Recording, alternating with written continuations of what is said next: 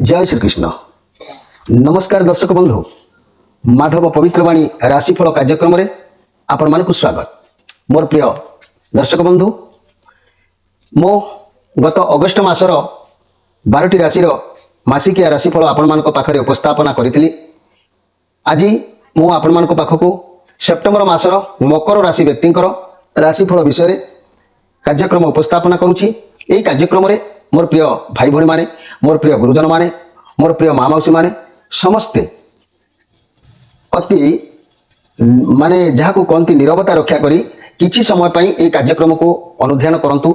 Life रे अनेक घटना दुर्घटना घटुची, भल मंद घटुची, आमे हे ज्ञान कले निश्चित भाव में तार परिणाम आमको ही भोग करने को पड़ुची। जो थी कि अर्थ खर्च नहीं, बिना खर्च रे बिना परिवेश बिना परिश्रम रे आपन को किछि कार्य करी आपन सफलतार सीमार पहुँची पारे। आपन कहीं चेष्टा करेंगे ना, आपन जदि चेष्टा न करेंगे आपण लाइफ कथा को आप निजे ही पश्चापत करेंगे। जो मैंने हाथ छड़ा करदे से निश्चित भाव में निजर भाग्य भविष्य को निज हाथ में नष्ट करेंगे बोली भावी नियंतु। तेणु मोर कहबार कथा, मु सेप्टेम्बर मासरे मोर प्रिय मकर राशि भाई भणी मानक पई ये सेप्टेम्बर मास किपरि कटिबो 4टी सप्ताह माध्यम मु आपण मानक संक्षेप रे कहबी। 11टी कार्ड मु बाहर करी। एकादश इंद्रियर कथा, एकादश इंद्रिय कहले आम पिंड भितर ये एकादश इंद्रिय अच्छी। ये इंद्रियर देवता माने अछंती। आउ ए इंद्रिय देवता माने कौन आपण मानकर भल मंद विषय से आपण मानकु सेप्टेम्बर मासर प्रथम सप्ताह, द्वितीय सप्ताह, तृतीय सप्ताह, चतुर्थ सप्ताह भितर कहबे। ताकू आपण माने जानतु ए मासरे किपरि भल मंद गति करिवो, किपरि रोग ऋण किबा कोनोसी असुविधा सुविधा कोनोसी कार्य सिद्धि विद्या प्रति हो बा व्यवसाय प्रति हो बा दाम्पत्य जीवन हो बा घरर भल मंद हो प्रत्येक विषय मु संक्षेप रे कहबे। मोर प्रिय दर्शक बंधु निश्चित भाव में आको ग्रहण करिवे। तेबे आसंतु प्रथमे आम 11टी कार्ड बाहर करदेबा। तापरे मु मकर राशि भाई भणी मानक पई किछि व्यक्तिगत कथा कहबी। तापरे मंगल दोषर मध्य किछि कथा कहबी।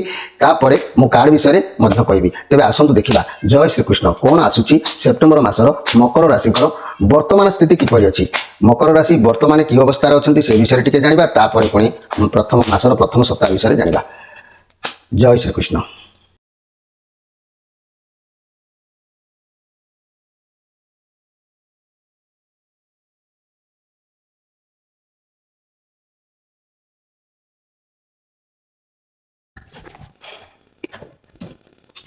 मोर प्रिय मकर राशि भाई भणी माने वर्तमान आम सेप्टेम्बर मासर कार्ड गुड़ी को बाहरी गला। यही सेप्टेम्बर मासर जो कार्ड बाहरला आम कार्ड विषय किसी जानिबा पूर्व निजर राशि व्यक्तिगत हिसाब से किसी आपण माने जानिबा आवश्यक अछि। मोर प्रिय मकर राशि भाई भणी माने एठी जदि मु कहिबी मोर प्रिय मकर राशि आगे गोटे कथा अनुध्यान करंतु। मोर भाई भणी माने भगवान जिते आमको जन्म देइचंती आम पछरे दुख सुख को से जोड़ी पठे। तेणु ये दुख सुख सब बेले लगी रही न थाए। किसी भी सुख थाए, किसी भी दुख थाए, और किसी भी खराब प्रकृति थाए, किसी भी भल प्रकृति थाए। जदि आम अतिरिक्त खराब प्रकृति अनुसार गति करवा भल प्रकृति गुड़ाक कौन करता ना दमन कर दे थाए। भल प्रकृति गुड़ाक सब दमन हो जाए किपरि ना जदि आम गोटे कला रंग गोटे धला रंग सामान भाव में गार देले एवं जदि आम कला रंग हो बा धला रंगटा हो बारंबार अधिक गार चढ़ेबा ताले कला रंगटी भी लिभि जाई पारे किंबा धला रंगटी लिभि जाई पारे। तेणु जोटार शक्ति अधिक हो अन्य को से दबई दे पारे। सेहीपरि आम देह भितर भल गुण मंद गुण जदि आम अधिक मंद गुण उद्देश्य गति करवा भल गुण लोप पाई जाबार संभावना रही है। यही भल गुण जिते लोप पाई जाए से आमर विभिन्न प्रकार समस्या सृष्टि होता है। मंद गुणर प्रभाव में आम विभिन्न ऋणग्रस्त होती, विपदगामी होती, बहुत चिंता मग्न शरीर विभिन्न घटना दुर्घटना ये सब समस्या विभिन्न प्रकार रही है। तेणु मोर प्रिय मकर राशि आपण माने मन रखंतु क्यों वर्ष रे किपरि आपण लाभ रहिबे, क्यों वर्ष मानकर आपण माने भल से गति करिवो मु सेही विषय संक्षेप रे कहि तापरे मु कार्यक्रम को जीवी।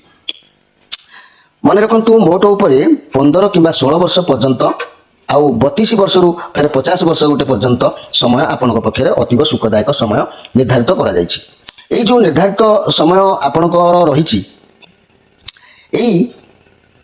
समय अतीव सुखदायक। यही जो वर्ष मानक समय कौन हम ना सुख शांति, स्त्री सुख, भूसंपत्ति प्राप्ति, अर्थ लाभ, धन प्राप्ति, संतान सुख आदि बहुत शुभ फल आपन को प्राप्ति हम। यही अवस्था विशेष दुखदायक होगा कौन ना पिता कि मातांकर मृत्यु जोग होता है। यही बयस जो आपन को उपनीत हम मन रखु मोर प्रिय दर्शक बंधु सेतिक बेले आपणकर 16 वर्ष ठारू 32 वर्ष मध्य माने अर्थ संग्रह करिवार अशुभ बेला भितर मझिरे रही देखादेव। जदि आम देखा व्यवसाय कर्म क्षेत्र में उच्च पदवी संगे ସଫଳତା ମଧ୍ୟ ପାଇବେ। ଆପଣଙ୍କର ବ୍ୟକ୍ତିତ୍ୱ ପ୍ରତିଭା ଆଉ କାର୍ଯ୍ୟ ପ୍ରଣାଳୀରେ ନୂଆ ଚମକ କିଛି ପ୍ରତିଯୋଗ ଦେଖାଦେଇପାରେ। ସମସ୍ତେ ପ୍ରାୟ ଆପଣମାନଙ୍କୁ ପ୍ରଶଂସା ଏ ସମୟରେ କରିପାରନ୍ତି। ଭୂ ସମ୍ପତ୍ତି ବୃଦ୍ଧି ହେବାର ଯୋଗ ବି ଦେଖାଦେଉଛି। ଦେଶ ବିଦେଶ ଯାତ୍ରା ବହୁ ପରିମାଣରେ ସୁବିଧା ସୁଯୋଗ ଆସିବା। ଆପଣଙ୍କର ଆଚାର ବିଚାର ଯୋଗୁଁ ଦୁଷ୍ଟ ଶତ୍ରୁ ଲୋକମାନେ ଆପଣଙ୍କର ଅନେକ ପ୍ରିୟ ମଧ୍ୟ ହୋଇଥାନ୍ତି। ବଡ଼ ବଡ଼ ଲୋକମାନଙ୍କର ସହିତ ସ୍ନେହ ସମ୍ପର୍କ ରହିବ। ଆପଣଙ୍କ ହୃଦୟରେ ସ୍ୱାଭିମାନ ବିଦ୍ୟା ପ୍ରଭାବ କଳା କୌଶଳ ଗର୍ବ ଏସବୁ ମଧ୍ୟ ରହିବ। କିନ୍ତୁ 42 ବର୍ଷ 51 ବର୍ଷ 52 ବର୍ଷ ମଧ୍ୟରେ ଆପଣଙ୍କର କିଛି ନା କିଛି ଶରୀରରେ ଏଇ ଯେଉଁ ବୟସ କହିଲି ଏଇ ବୟସ ସମୟରେ କିଛି ନା କିଛି ରୋଗ ମଧ୍ୟ ଦେଖାଦେଇଥାଏ। ଏଇ ସମୟ ମାନଙ୍କରେ କ'ଣ ଆପଣଙ୍କର ପ୍ରୋବ୍ଲେମ୍ ହେବ ନା ଅଣ୍ଡ ବୃଦ୍ଧି ଅତିସାର ରକ୍ତହୀନତା ଜ୍ୱର ପୀଡ଼ା ମୁଣ୍ଡବିନ୍ଧା ଆଦି ରୋଗରେ ଆକ୍ରାନ୍ତ ହେବା ପ୍ରାୟ ଦେଖାଦେଇଥାଏ। କଷ୍ଟ ଅନୁଭବ କରିବାକୁ ପଡ଼ିଥାଏ। ଆପଣଙ୍କ ଜୀବନରେ ଥରେ କିମ୍ବା ଦୁଇଥର ଏମିତି ବି ଅସ୍ତ୍ରୋପଚାର ହେବାର ଯୋଗ ବି ମଧ୍ୟ ଜଣାଯାଉଥାଏ। କିନ୍ତୁ ଯଦି ଆମେ ଦେଖିବା ଏହିସବୁ ସମୟରୁ ରକ୍ଷା ପାଇଯାଆନ୍ତି ଯଦି ତେବେ 52 ବର୍ଷ ଠାରୁ ଅଥବା 77 ବର୍ଷ ପର୍ଯ୍ୟନ୍ତ ଅତି ସୁଖଦାୟକ ସମୟ ଅତିବାହିତ ହେବ। 78 ବର୍ଷ ତା ଛାଡ଼ନ୍ତୁ ଏ 77 ବର୍ଷ ପର୍ଯ୍ୟନ୍ତ ମଧ୍ୟ ସୁଖଦାୟକ ସମୟ ଅତିବାହିତ ହୋଇପାରେ। ତେବେ ମୋର କହିବାର କଥା ମୋର ପ୍ରିୟ ମକର ରାଶି ବିଦ୍ୟା ଅଧ୍ୟୟନ କଥାକୁ ଯଦି ମୁଁ ଆପଣଙ୍କ ଲାଇଫରେ ଦେଖିବି ବିଦ୍ୟା ଅଳ୍ପ ଆଉ ଏଇ ବିଦ୍ୟା ଅଳ୍ପରେ ଆପଣ ବିଦ୍ୟା ପ୍ରତି ଟିକେ ବିମୁଖ ଭାବ ରହିଯିବ। ଯାହାକି ଆପଣଙ୍କ ମନରେ ଦୁର୍ଗାଙ୍କ ଠାରେ ଭକ୍ତି ପ୍ରାୟ ଶିବଙ୍କ ଠାରେ ଭକ୍ତି ଆପଣଙ୍କର ରହିବ। ଆପଣଙ୍କର କର୍ମଶକ୍ତି ଆପଣଙ୍କ ସମୁଦ୍ରରୁ ଯେମିତିକି ନୌକା ଦ୍ୱାରା ପାର ହେବାର ଗୋଟେ ଶକ୍ତି ଥାଏ ସମୟରେ ସେହିପରି ପ୍ରଦାନ ଆପଣଙ୍କୁ କରିଥାନ୍ତି। ତେଣୁ ଆପଣ ଶିବ ଦୁର୍ଗାଙ୍କର ଭକ୍ତ ହେବା ଉଚିତ ମଧ୍ୟ ଅଛି। ଶିବ ଦୁର୍ଗାଙ୍କୁ ଆପଣ ଡାକିଲେ ଆପଣଙ୍କର ଦୁଃଖ ମଧ୍ୟ ସେ ତୁରନ୍ତ ଶୁଣିଥାନ୍ତି। ଏହାଦ୍ୱାରା ଆପଣ ସବୁକିଛି ବିପଦରୁ ମଧ୍ୟ ଉଦ୍ଧାର ଶୀଘ୍ର ପାଇପାରିବେ। ଆଉ ଯଦି ମୁଁ କହିବି ମୋର ପ୍ରିୟ ମକର ରାଶି କ୍ଷେତ ବାଡ଼ି ମଜୁଦୁରୀ କିମ୍ବା ସେବାକୃତ ସରକାରୀ ଚାକିରି ପୁସ୍ତକ ପ୍ରକାଶନ ଯୋଗ ଭାଗ୍ୟରେ ମଧ୍ୟ ଅଛି ଆପଣଙ୍କର ଥାଏ। ଉଚ୍ଚ ଶ୍ରେଣୀରେ ସାର୍ବଜନୀନ କାର୍ଯ୍ୟରେ ନିରନ୍ତର ବିଘ୍ନ ବିଦ୍ୟା ଅର୍ଜନରେ କିମ୍ବା ବାଧା ଆଉ ସ୍ୱାର୍ଥ ଭାବନା ଆପଣଙ୍କର ନିକଟରେ ପ୍ରବଳ ଭାବରେ ମଧ୍ୟ ଦେଖାଦେଇଥାଏ। କିନ୍ତୁ ଆପଣଙ୍କର ରାଶିର ଅଧିପତି କିଏ ନା ଶନି। ଏପରି ପରାକ୍ରମଶାଳୀ ଗ୍ରହ ଶନିଦେବ ସେ ଆପଣଙ୍କୁ କେତେବେଳେ ରାଜା ତ କେତେବେଳେ ଫକୀର ବି ମଧ୍ୟ କରିଦେବାର ଦେଖାଦେଇଥାଏ। ଏଣୁ ମୁଁ ସେଥିପାଇଁ ପୂର୍ବରୁ କହିଛି ଆପଣ ନ୍ୟାୟ ଧର୍ମ ଜଗିଲେ ନିଶ୍ଚିତ ଭାବରେ ତାର ଫଳ ଉନ୍ନତି ସୀମାରେ ପହଞ୍ଚିଥାଏ। ଯଦି ଅନ୍ୟାୟ କରୁଛନ୍ତି ଡୁବେଇକି ମାରିଦେଇ ପାରିଥାନ୍ତି। ତେଣୁ ଆପଣଙ୍କୁ କେତେବେଳେ ରାଜା କେତେବେଳେ ଫକୀର କରିଥାନ୍ତି। ଏଣୁ ଆପଣ ଶନି ମହାରାଜଙ୍କୁ ସର୍ବଦା ସନ୍ତୁଷ୍ଟ କରିବାକୁ ଯାଇ ତାଙ୍କର ଶାନ୍ତି ହୋମ ମେଳା ପୂଜା ଆଦି ଯଦି ଆପଣ ଘରେ କରିପାରୁଛନ୍ତି ବରଂ ଭଲ ହେବ। ଏତତ୍ ବ୍ୟତୀତ ଶନିଙ୍କର ଅଧିଷ୍ଠାତ୍ରୀ ଦେବୀ ହେଲେ ଦକ୍ଷିଣ କାଳିକା। এই ଦକ୍ଷିଣ କାଳିକାଙ୍କର ଯଦି ଆରାଧନା ଆପଣ କରୁଛନ୍ତି ତାଙ୍କର ଉପବାସ କରୁଛନ୍ତି ଶନି ଗ୍ରହ ସନ୍ତୁଷ୍ଟ ମଧ୍ୟ ଏଥିରେ ହୋଇଥାନ୍ତି। ଶୁଭ ଫଳ ଆପଣଙ୍କୁ ପ୍ରଦାନ ମଧ୍ୟ କରିଥାନ୍ତି। ଏହାଛଡ଼ା ଶନିଙ୍କର ପ୍ରସନ୍ନତା ପାଇଁ ବଟ ବୃକ୍ଷ ମୂଳରେ ବଟ ବୃକ୍ଷକୁ ନିତ୍ୟ ତୈଳ ଦୀପ ପ୍ରଦାନ କରନ୍ତୁ। ବୃକ୍ଷରେ ଜଳ ଦେବା ସହିତ ନମସ୍କାର କରିବା ସହିତ ରଖନ୍ତୁ। ବୟସର ମଧ୍ୟମ ସମୟରେ ଅଭିଷ୍ଟ ସିଦ୍ଧି ସନ୍ତାନ ସୁଖ ଧନ ଯଶର ବୃଦ୍ଧି ଅର୍ଥ ଲାଭ ନେତାଗିରି ଏବଂ ନିଜର ଉଦ୍ଯୋଗରେ ନିଶ୍ଚୟ ଭାଗ୍ୟ ଉଦୟ ମଧ୍ୟ ବୟସର ମଧ୍ୟମ ସ୍ଥଳୀ ଭିତରେ ହୋଇଥାଏ। ତେଣୁ ମୋର ପ୍ରିୟ ମକର ରାଶି ଆପଣ ମନ ଉଣା କରନ୍ତୁ ନାହିଁ। କେତେବେଳେ ସମୟ ଉତ୍ତାନ ଦେଇକି ଗତି କରୁଛି। ଗତ ମାସର ଅଗଷ୍ଟ ମାସରେ ଆପଣଙ୍କର ଆତଙ୍କିତ ହେବାର ମଧ୍ୟ ଥିଲା। ତେଣୁ ସମୟ ମଧ୍ୟ ଏତେ ଭଲ ନଥିଲା ମୁଁ ଜାଣିଛି। ତେଣୁ ଆପଣମାନେ କ'ଣ ଅନୁଭବ କରିଥିବେ ସେ କଥା ଆପଣମାନେ ହିଁ ଜାଣିଥିବେ। ତଥାପି ମାଧବ ପବିତ୍ରବାଣୀ କାର୍ଯ୍ୟକ୍ରମ ତରଫରୁ ମୁଁ ମାଧବଙ୍କ ଆଶୀର୍ବାଦରୁ ଯାହା ବି ମୋତେ ଦେଖାଯାଇଛି ମୁଁ ତାହା ହିଁ କହିଛି। ଏ ମାସରେ ମଧ୍ୟ ଅଗଷ୍ଟ ମାସରେ ମୁଁ ଆପଣଙ୍କର ପୂର୍ଣ୍ଣ ରେଜଲ୍ଟ ଭାବରେ କହିବି। ତେବେ ମୋର ପ୍ରିୟ ମକର ରାଶି ଆପଣମାନେ ଅନୁଧ୍ୟାନ କରନ୍ତୁ। ପ୍ରତ୍ୟେକ କଥାକୁ ଭାଙ୍ଗି ପଡ଼ିବାର କିଛି ଆବଶ୍ୟକ ନାହିଁ। ଏଇ ମକର ରାଶି ଅନେକ ଭଉଣୀମାନେ ଲେଖିଛନ୍ତି ଯେ ମକର ରାଶିଙ୍କ ଖାଲି ନୁହଁ ପ୍ରତ୍ୟେକ ରାଶିଙ୍କର ମହିଳାମାନଙ୍କ ବିଷୟରେ କିଛି କୁହନ୍ତୁ। ତେବେ ମୁଁ କହୁଛି ତ ଅଳ୍ପ ବହୁତ କି କହୁଛି। ସମୟ ତ ସେଇଥିରେ ସମସ୍ତ ରାଶିଫଳ ଠାରୁ ମୋର ଅଧିକ ସମୟ ବି ଅତିବାହିତ ହେଉଛି। ତେବେ ମକର ରାଶି ଜାତ ମହିଳାମାନେ ସାଧାରଣତଃ ବେଶୀ ସୁନ୍ଦର ନହେଲେ ବି ମଧ୍ୟମ ଧରଣର ଏମାନେ ସୁନ୍ଦର ହେବା ଜଣାଯାଇଥାଏ। ଏତଦ୍ ବ୍ୟତୀତ ଏହି ମହିଳାମାନେ ସୌଭାଗ୍ୟଶାଳିନୀ ହୋଇଥାନ୍ତି। ବହୁତ ସୁନ୍ଦର କଥା ପତିବ୍ରତା ବ୍ରତ ପୂଜନ ତୀର୍ଥଯାତ୍ରାରେ ଅନୁରକ୍ତା ମଧ୍ୟ ହୋଇଥାନ୍ତି। ଶତ୍ରୁଙ୍କ ଉପରେ ବିଜୟ ଲାଭକାରୀ ବହୁ ଖର୍ଚ୍ଚ କରିବାରେ ମଧ୍ୟ ଏମାନେ ଧୁରନ୍ଧର ହୋଇଥାନ୍ତି ତଥା ସନ୍ତାନ ସହିତ ପ୍ରେମ ସ୍ନେହ ସମ୍ପର୍କ ରଖିବାର ଦେଖାଯାଇଥାଏ। ତେଜସ୍ୱିନୀ ମନମୋହିନୀ ବୁଦ୍ଧିମାନୀ ଶିଳ୍ପ ସଙ୍ଗୀତ ନୃତ୍ୟ ଗୀତ ଆଦିରେ ଏମାନେ ମଧ୍ୟ ନିପୁଣତା ହୋଇଥାନ୍ତି। ନିଜର ସୁନ୍ଦରତା ବା ସୌନ୍ଦର୍ଯ୍ୟ ପ୍ରଦର୍ଶନ କରିବା ପ୍ରିୟ ଏମାନେ ମଧ୍ୟ ହୋଇଥାନ୍ତି। ଏମାନେ ମଧ୍ୟ ରାଜନୀତି କ୍ଷେତ୍ରରେ ଦେଖିବାକୁ ଗଲେ ଅଧିକ ରୁଚି ରହିବାର ଦେଖାଯାଇଥାଏ। ଏହି ରାଶିଜାତ ମହିଳାମାନେ ଗୃହକର୍ମ ଅପେକ୍ଷାରେ ସାମାଜିକ କର୍ମରେ ଆଗ୍ରହୀ ହୋଇଥାନ୍ତି। ପ୍ରଭୁତ୍ୱ ବିସ୍ତାରକାରୀ ମଧ୍ୟ ଏମାନେ ହୋଇଥାନ୍ତି। ନିଜର ପ୍ରଭୁତ୍ୱ ବିସ୍ତାର କରିଥାନ୍ତି। ଈର୍ଷା ପରାୟଣ ମଧ୍ୟ ମନ ଭିତରେ ଟିକେ ଥାଏ। ଅନ୍ୟମାନଙ୍କର ମତାମତକୁ କାଟି ଆଗଭର ଏମାନେ ହୋଇଥାନ୍ତି। କିନ୍ତୁ ଏମାନେ ପ୍ରତିସ୍ୱାଗିନୀ ହୋଇଥାନ୍ତି ସୌଭାଗ୍ୟଶାଳିନୀ ମଧ୍ୟ ହୋଇଥାନ୍ତି। ବହୁତ ଭଲ ମଧ୍ୟ ଅଛି ମୋର ପ୍ରିୟ ମହିଳାମାନେ ମହିଳା ଭଉଣୀମାନେ ଯିଏକି ଆପଣଙ୍କର ମଧ୍ୟ ଏଇ ଯେଉଁ ରାଶି ମଧ୍ୟ ଭଲ ଅଛି ମକର ରାଶିର ମହିଳାମାନଙ୍କ ପାଇଁ। ତେବେ ମୋର ପ୍ରିୟ ଦର୍ଶକ ବନ୍ଧୁ ଏବେ ଆମେ ଗୋଟେ କଥା ଆଲୋଚନା କରିବା ଯିଏକି ମକର ରାଶିର ଆମେ ଅନେକ ଲୋକ ଅସୁବିଧାର ସମ୍ମୁଖୀନ ହେଉଛନ୍ତି, ଅନେକ ଲୋକ ବିବାହ କରିପାରୁନାହାନ୍ତି, ଅନେକ ଲୋକ କାହିଁକି ଅସୁବିଧାରେ ହେଉଛନ୍ତି, ସେମାନଙ୍କର ଗୋଷ୍ଠୀ ତ ଦେଖିବା ଆମ ପାଇଁ ଗୋଷ୍ଠୀ ତ ଆମେ ଦେଖୁନାହୁଁ, କିନ୍ତୁ ତାଙ୍କର କାହିଁକି ହେଇଥାଏ ମୁଁ ସେଇ ଗୋଷ୍ଠୀ କିପରି ଆପଣମାନେ ଯଦି ଜାଣିଥାନ୍ତି ତାହେଲେ ମଧ୍ୟ ନିଜେ ଦେଖିପାରିବେ। ମୁଁ ଗୋଟିଏ କଥା କହୁଛି, ତାର ପ୍ରତିକାର ମଧ୍ୟ ସରଳ ପ୍ରତିକାର ଆପଣମାନଙ୍କୁ କହିବି। ମୋର ପ୍ରିୟ ମକର ରାଶି, ଯଦି ଆପଣଙ୍କର ଗୋଷ୍ଠୀରେ ମାଙ୍ଗଳିକ ଦୋଷର ରହୁଛି, ସେ ମାଙ୍ଗଳିକ ଦୋଷର କୁପ୍ରଭାବ ମଧ୍ୟ ଆପଣଙ୍କ ଉପରେ ପଡ଼ିଥାଏ, ସେଥିପାଇଁ ମଧ୍ୟ ଆପଣଙ୍କୁ ଭୋଗାଭୋଗ ମଧ୍ୟ ଥାଏ। ତେଣୁ ମନେ ରଖନ୍ତୁ, ଯଦି ମଙ୍ଗଳ ଲଗ୍ନରେ ରହିଲେ ସମସ୍ତ ପ୍ରକାର ମଙ୍ଗଳ ଦୋଷ ଆପଣଙ୍କ ଉପରେ ଲାଗୁ ହେବ।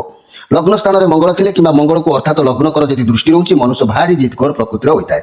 ଜିଦିରେ ମଣିଷ ସର୍ବନାଶ ହୋଇଯାଇଥାଏ, ଜିଦିରେ କାହାର ବି ମଧ୍ୟ କ୍ଷତି କରିଥାଏ, ଜିଦିରେ ମଧ୍ୟ କାହାକୁ ନିଜେ ବି ଧ୍ୱଂସ ହୋଇଯାଇଥାଏ। ତେଣୁ ଏଇ ମଙ୍ଗଳ ଯଦି ଲଗ୍ନରେ ରହୁଛନ୍ତି, ଆପଣ କ'ଣ କରିବେ ନା ମଙ୍ଗଳର ଏଇ ମକର ରାଶି ଜାତ ବ୍ୟକ୍ତିମାନେ ମଙ୍ଗଳ ମକର ରାଶିରେ ଯେତେବେଳେ କ'ଣ କରିବ ନା କେବେ ବି ମିଥ୍ୟା କହିବ ନାହିଁ କିମ୍ବା ମିଥ୍ୟା ସାକ୍ଷୀ ବି କୋଉଠି ଦେବ ନାହିଁ, କାହାରିଠାରୁ କୌଣସି ଦାନ କେବେ ନେବ ନାହିଁ, ମଦ୍ୟପାନ କେବେ କରିବ ନାହିଁ, ବଞ୍ଚିଥିବା ଯାଏ ଆମିଷ ଖାଇବ ନାହିଁ। ଯଦି ଏହା କରୁଛନ୍ତି, ଆପଣଙ୍କର ଏଇ ଯେଉଁ ଜିଦିଖୋର ପ୍ରକୃତି ଆଉ ଏଇ ଜିଦି ଯେଉଁ ବିପଦ ଆପଣଙ୍କ ପାଇଁ ରଖିଛି, ଏଥିରୁ ଆପଣ ବଞ୍ଚିତ ରହିବେ, ଅନେକ କାର୍ଯ୍ୟରେ ଆପଣ ମଧ୍ୟ ସଫଳତା ପାଇବେ। ତେବେ ଯଦି ଆମେ ଏଇ ମଙ୍ଗଳ ଦୋଷ ଯଦି ଆମେ ଚତୁର୍ଥ ସ୍ଥାନକୁ ଲକ୍ଷ୍ୟ କରିବା, ମୋର ପ୍ରିୟ ମକର ରାଶି, এই ଚତୁର୍ଥ ସ୍ଥାନ ଯେତେବେଳେ ମଙ୍ଗଳ ଥାନ୍ତି, এই ମଙ୍ଗଳ କିମ୍ବା ସମସ୍ତ ପ୍ରକାର ମଙ୍ଗଳ ଦୋଷର କାରଣ ଯେତେବେଳେ ହୁଏ, ଚତୁର୍ଥ ସ୍ଥାନରେ ମଙ୍ଗଳ ଥିଲେ ଦୃଷ୍ଟିରେ ଦେଖିବାକୁ ଗଲେ ପ୍ରତିଦିନ ଆବଶ୍ୟକତା ବସ୍ତୁର ସ୍ୱଳ୍ପତା ଅନୁଭବ ହୋଇଥାଏ, ଯାହାକି ଅନେକ ପ୍ରକାର କଷଣ ଆପଣଙ୍କୁ ଦେଖା ଦେଇଥାଏ। এই ଚତୁର୍ଥ ମଙ୍ଗଳ ଯେତେବେଳେ ରହିବେ ମକର ରାଶି, ତେବେ କ'ଣ କରିବ ନା ଦୁର୍ବଚନ କେବେ କହିବ ନାହିଁ, ଦକ୍ଷିଣ ଦିଗକୁ ଥିବା ଘର କୋଠରୀରେ ଶୋଇବ ନାହିଁ, ପ୍ରତି ମାସରେ ଗୋଟିଏ ଦିନ ମାଙ୍କଡ଼ମାନଙ୍କୁ ଗୁଡ଼ କିମ୍ବା ସୋଲା ଖାଇବାକୁ ଦେବ। ଏହା ଦେଲେ ଆପଣଙ୍କର ଚତୁର୍ଥର ମଙ୍ଗଳ ମଧ୍ୟ କ'ଣ ହେବ ମାନେ ସନ୍ତୁଷ୍ଟି ହେଇଥାନ୍ତି। ତେବେ ଯଦି ଆମେ ଛାୟା ସ୍ଥାନ ବା ସପ୍ତମ ସ୍ଥାନର ମଙ୍ଗଳ କଥା ଆମେ ଦେଖିବା, এই ମଙ୍ଗଳ ଯଦି ଥାନ୍ତି ଦୃଷ୍ଟି ପଡ଼ିଥାଏ, ପାରିବାରିକ ଅଶାନ୍ତି ଦେଖାଦେଇଥିବା ସହିତ ପରିବାର ତଥା ଦାମ୍ପତ୍ୟ ଜୀବନରେ ଝଡ଼ ବହୁତ ପ୍ରକାର ସୃଷ୍ଟି ହୋଇଥାଏ। ପରିବାରରେ ବିଭିନ୍ନ ପ୍ରକାର ଅଭାବ ଅନାଟନ ଲାଗି ରହିଥାଏ। ଦାମ୍ପତ୍ୟ ଜୀବନ ଅର୍ଥାତ ସ୍ୱାମୀ ସ୍ତ୍ରୀଙ୍କ ଭିତରେ ମନ ମତାନ୍ତର ପ୍ରାୟ ସମୟରେ ଲାଗି ରହେ, ସେ ଗୃହରେ କେତେବେଳେ ମାନେ ସନ୍ତୁଷ୍ଟି ନଥାଏ। ତେଣୁ ଏଇ ସପ୍ତମ ସ୍ଥାନ ମଙ୍ଗଳରେ ଥିଲେ କ'ଣ କରିବେ ନା କେବେ ବି ଆପଣ ମଦ୍ୟପାନ କରିବେ ନାହିଁ। ଯଦି ମଦ୍ୟପାନ କରୁଛନ୍ତି, ଏ ଦ୍ୱନ୍ଦ୍ୱ ଆହୁରି ବଢ଼ିବ। କେବେ ହେଲେ ଆଇଁଷ ବି ଭୋଜନ କରିବ ନାହିଁ। ଭାଇର ସନ୍ତାନମାନଙ୍କୁ ସ୍ନେହ କରିବ, ଘରକୁ ଆସିଥିବା ଅତିଥିମାନଙ୍କୁ ମିଠା ଖାଇବାକୁ ପ୍ରାୟ ସମୟରେ ଦେବେ। ଦେଲେ କ'ଣ ହେବ ନା ଏଇ ଯେଉଁ ସ୍ୱାମୀ ସ୍ତ୍ରୀଙ୍କର ମନମତାନ୍ତର ରହିବ ନାହିଁ, ଅଭାବ ଅନାଟନ ମଧ୍ୟ ଦୂରୀଭୂତ ହେଇଯିବ।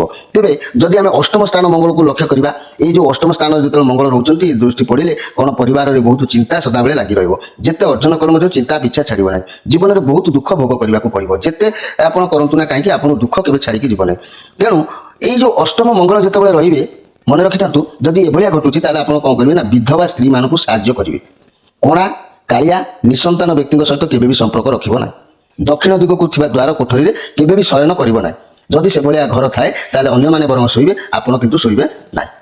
ଆଉ ଯଦି ଦ୍ୱାଦଶ ମଙ୍ଗଳ କଥା ଦେଖିବା, এই ଦ୍ୱାଦଶ ମଙ୍ଗଳ କଥା ଦେଖିଲେ କ'ଣ ହେବ, ମନରେ ଚିନ୍ତା ଅଧିକ ରହିବ, ଅନେକ ଦୁଃଖ ମଧ୍ୟ ଭୋଗ ବି ପଡ଼ିଥାଏ। ଦ୍ୱାଦଶ ମଙ୍ଗଳ ହେଲେ ସବୁବେଳେ ବି ମଧ୍ୟ ଦୁଃଖ ଲାଗିକି ରହିଥାଏ। ତେବେ ଦ୍ୱାଦଶ ମଙ୍ଗଳ କଥା ଯଦି ଆମେ ପ୍ରତିକାର କରିବା, ତାହେଲେ କ'ଣ ହେବ ନା ଦୁଗ୍ଧ ମିଶାଇ ହାଲୁଆ ନିଜେ ତିଆରି କରିବ, ନିଜେ ଖାଇବ, ଅନ୍ୟମାନଙ୍କୁ ଖୁଆଇବ। ମଦ୍ୟପାନ ଟୋଟାଲି ମକର ରାଶି କରିବନି, ପ୍ରତି ମୁହୂର୍ତ୍ତରେ ମଦ୍ୟପାନର କଥା ରହୁଛି। ଆମିଷ ଭୋଜନ କରିବ ନାହିଁ। ମାସେ 13 ଦିନ ଯାଏ ମଙ୍ଗଳବାର ଆରମ୍ଭ କରି ହନୁମାନ ଚାଳିଶା ପାଠ କରିବ, ଏ ହାଲୁଆ କରିକି ଖାଇବାକୁ ଦେବ, ନିଜେ ଖାଇବ। ତେବେ ଆପଣଙ୍କର ଦ୍ୱାଦଶ ମଙ୍ଗଳ ମଧ୍ୟ ଏଥିରେ ସନ୍ତୁଷ୍ଟି ଲାଭ ହୋଇଥାଏ। ତେବେ ମୋର ପ୍ରିୟ ମକର ରାଶି, ଏ ତ ଥିଲା ମକର ରାଶିଙ୍କର ମଙ୍ଗଳ ଦୋଷ ବିଷୟରେ ମୁଁ କହିଲି। ତେବେ ଆହୁରି ତ ଅନେକ ଗୁଡ଼ିଏ କଥା ଅଛି, ସେମିତି ତ କହିହେବ ନାହିଁ। କିନ୍ତୁ ବର୍ତ୍ତମାନ ଆମେ କାର୍ଯ୍ୟକ୍ରମକୁ ଯିବା। କାର୍ଯ୍ୟକ୍ରମ ବିଳମ୍ବ ହୋଇଯାଉଛି, ବହୁତ ସମୟ ହୋଇଯାଉଛି। ତେବେ ବର୍ତ୍ତମାନ ଆମେ କାର୍ଯ୍ୟକ୍ରମକୁ ଗଲେ ଆମେ ଦେଖିବା ଯେ ମୂଳାଧାର ଚକ୍ର ବର୍ତ୍ତମାନ ସ୍ଥିତି କ'ଣ ଅଛି, ସେ ବିଷୟରେ ଆମେ ବର୍ତ୍ତମାନ ଅନୁଧ୍ୟାନ କରିବା। ଏଇ ଯେଉଁ ଆମର ମକର ରାଶି ଭାଇ ଭଉଣୀମାନଙ୍କ ପାଇଁ, ଏଇ ଯେଉଁ ମକର ରାଶି ଭାଇ ଭଉଣୀମାନେ ଏଇ ଯେଉଁ ମୂଳାଧାର ଚକ୍ର ଠାରୁ ଆରମ୍ଭ କରିବା। এই ମୂଳାଧାର ଚକ୍ର ଚାରିପାଖୁଡ଼ା ବିଶିଷ୍ଟ ଏଠି ଗଣେଶ ବକ୍ରତୁଣ୍ଡୀଙ୍କର ସ୍ଥାନ। ଓಂ ଗଂ ଗଣପତେହ ନମ, ଓಂ ଗଂ ଗଣପତେହ ନମ, ଓಂ ଗଂ ଗଣପତେହ ନମ। ଗଣେଶାୟ ବିଦ୍ମହେ ବକ୍ରତୁଣ୍ଡାୟ ଧୀମହି ତନ୍ନୋ ଗଣପତି ପ୍ରଚୋଦୟାତ୍। এই ଗଣେଶ ମହାପ୍ରଭୁ ମଙ୍ଗଳଦାତା ଅମଙ୍ଗଳ ଖଣ୍ଡନ କରତା। ସେ ବର୍ତ୍ତମାନ ସ୍ଥିତି ଦେଖିଲେ ପୂର୍ବ ମାସର କଥା ତ ଜାଣିଛନ୍ତି, ବହୁତ ଅସୁବିଧାର ସମ୍ମୁଖୀନ ହୋଇଥିବେ, ଆତଙ୍କିତ ଟିକେ ଭୟଘାତ ମନ ଭିତରେ ରହିଥିବ। ତେଣୁ ଏ ବର୍ତ୍ତମାନର ସ୍ଥିତି କହିଲେ ଇଏ କାର୍ଡ଼ ଆସିଛି ଗୋଟେ ମ୍ୟାଜିସିଆନ୍ କାର୍ଡ଼। ଜଷ୍ଟ କିଛି ଟିକେ ପୂର୍ବରୁ ଆପଣ କଠିନ ଯେଉଁ ପରିଶ୍ରମ କରିଥିଲେ, ଯାହାକି ଚାହିଁଥିଲେ ଆପଣଙ୍କୁ ତାହା ମିଳିଥିବ। ଆପଣଙ୍କ ପାଖରେ ବହୁତ ପାୱାର ବି ସେତେବେଳେ ଥିଲା, ଏନର୍ଜି ରହିଥିବେ, ଯାହା ଚାହିଁଥିବେ ଆପଣ ତାକୁ କରିପାରିଥିବେ। ଆପଣଙ୍କୁ ସଫଳତା ବର୍ତ୍ତମାନ ମିଳିବାର ଯୋଗ ଦେଖାଯାଉଛି। ସ୍ୱପ୍ନ ଥିଲା, ତାର ସଠିକ୍ ମାନେ ଠିକ୍ ସମୟରେ ତାକୁ ବାସ୍ତବରେ ପରିଣତ କରିଛନ୍ତି। କିନ୍ତୁ ଏଠି ଆଉ ଗୋଟିଏ କାର୍ଡ଼ ଆସିଲା, ଯେ କି ହ୍ୱିଲ୍ ଅଫ୍ ଫର୍ଚୁନ୍ କାର୍ଡ଼। ଇଏ କାର୍ଡ଼ ଆସିବାର ମାନେ ହେଉଛି ଆମେ ଆମ ଲାଇଫରେ କ'ଣ କରୁଛନ୍ତି। ପାପ କରୁଛନ୍ତି, ପୁଣ୍ୟ କରୁଛନ୍ତି, ଧର୍ମ କରୁଛନ୍ତି, କର୍ମ କରୁଛନ୍ତି, ସତ ପଥରେ ଯାଉଛନ୍ତି କି ଅସତ ପଥରେ ଯାଉଛନ୍ତି, ସେଥିପାଇଁ ଏ ହୁଇଲ୍ ଅଫ୍ ଫର୍ଚୁନ୍ କାର୍ଡ଼ ଆସିଛି। ଏ କାର୍ଡ଼ର 4 ଜଣ ଚାରି ପାଖରେ ଖାତା ଧରିକି ଲେଖୁଛନ୍ତି। ଆମର ଭଲ ମନ୍ଦ କଥା ସେ ଆମର ଲେଖୁଛନ୍ତି। ଆମେ ଭଲ କଲେ ଭଲ ଲେଖୁଛନ୍ତି, ମନ୍ଦ କଲେ ମନ୍ଦ ଲେଖୁଛନ୍ତି। ଯଦି ଆମେ ବେଶୀ କିଛି ମନ୍ଦ ଉଦ୍ଦେଶ୍ୟରେ ଥିବା ଏ ଚକ୍ର ବି କେତେବେଳେ ବୁଲିଯିବ, ହବା କାମ ଆପଣଙ୍କର ବିଗିଡ଼ି ଯିବାର ସମ୍ଭାବନା ରହିବ। ତେଣୁ ନ୍ୟାୟ ଧର୍ମ ଯେହେତୁ ଆପଣଙ୍କର ଷ୍ଟାର୍ଟିଂରୁ ଆଗେ ପଳେଇ ଆସିଲା ହୁଇଲ୍ ଅଫ୍ ଫର୍ଚୁନ୍, ଯାହାକି ଲେଖାଲେଖି କାର୍ଯ୍ୟକ୍ରମ। ତେଣୁ ଆପଣ ପ୍ରତ୍ୟେକ ଜିନିଷ ଦେଖି ଚାହିଁକି ମୋର ପ୍ରିୟ ଭାଇ ଭଉଣୀମାନେ କରନ୍ତୁ, ଯାହାକି କାହାର ଅସତ କାହାର ଅମଙ୍ଗଳ ଚିନ୍ତା କରନ୍ତୁ ନାହିଁ, ଯାହାକି ଏ ଚକ୍ର ଭାଗ୍ୟ ଚକ୍ର ଏବେ ଘୁରି ଯାଇପାରେ। ତେଣୁ ଏ ଚକ୍ର ଉପରେ ଯାହା ଆପଣ କରୁଛନ୍ତି ଠିକ୍ କର୍ମ କଲେ ତାର ଫଳ ଆପଣଙ୍କୁ ଠିକ୍ ପ୍ରାପ୍ତି ନିଶ୍ଚିତ ଭାବରେ ମିଳିବ। ବର୍ତ୍ତମାନ ଏଇ ସିଚୁଏସନରେ ଆପଣ ଅଛନ୍ତି, କିଛି କର୍ମ କରୁଛନ୍ତି, କିନ୍ତୁ ଆମେ ମାସର ପ୍ରଥମ ସପ୍ତାହକୁ ଦେଖିଲେ ଯେ କି ଏ ସ୍ୱାଦିଷ୍ଟାନ ଚକ୍ର ବା 6 ପାଖୁଡ଼ା ବିଶିଷ୍ଟ ଚକ୍ର, ଏ ଚକ୍ର ଦେବତା ରତି ଏବଂ କାମଦେବ ରହୁଛନ୍ତି। ଏଇ ଯେଉଁ ରତି ଆଉ କାମଦେବ ରହିଲେ ଇଏ କ'ଣ କହୁଛନ୍ତି ଆପଣଙ୍କର ଲାଇଫର କଥା। ଏଠି ଦେଖିଲେ ମାସର ପ୍ରଥମ ସପ୍ତାହ ଆସିଛି କିଙ୍ଗ ଅଫ୍ ୱାଣ୍ଡସ୍।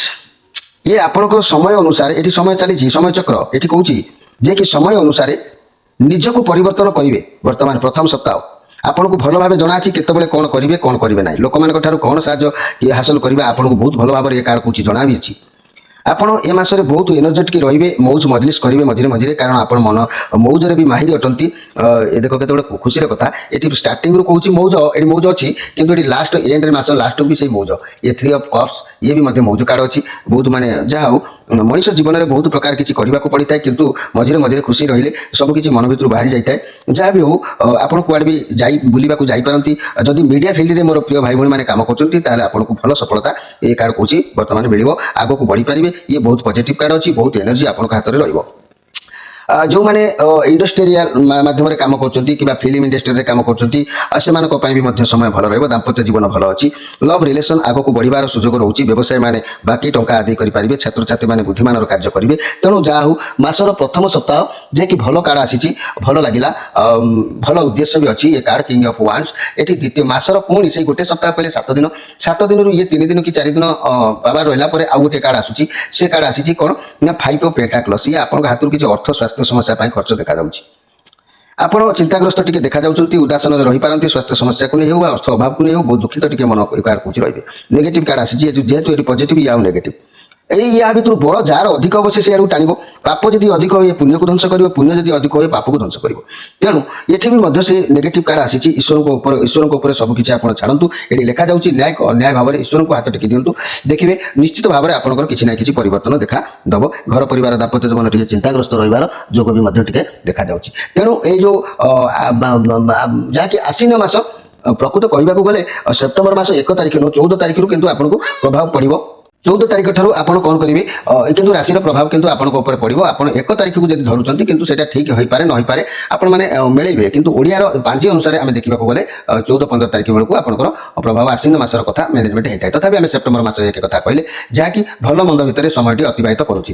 ଆମେ ଯଦି ମାସର ଦ୍ୱିତୀୟ ସପ୍ତାହକୁ ଯିବା, ମଣିପୁର ଚକ୍ର ବା ନାଭି ଚକ୍ର, ଯାହାକି ଏଇ ଯେଉଁ ମଣିପୁର ଚକ୍ର ବା ନାଭି ଚକ୍ର କହିଲେ 10 ପାଖୁଡ଼ା ବିଶିଷ୍ଟ, ଏଠି ବ୍ରହ୍ମା ସାବିତ୍ରୀ ଏଠାରେ ଅବସ୍ଥାନ କରୁଛନ୍ତି। ଏଇ ଯେଉଁ ବ୍ରହ୍ମା ସାବିତ୍ରୀ ଏଠି ଅବସ୍ଥାନ କଲେ, ଏ ବ୍ରହ୍ମା ସାବିତ୍ରୀ ଆପଣଙ୍କୁ ମାନେ କ'ଣ କହିବେ, କ'ଣ ଧରିବେ, ସେ ବିଷୟରେ ସେ ଆପଣଙ୍କୁ ଅବଗତ କରାଇବେ।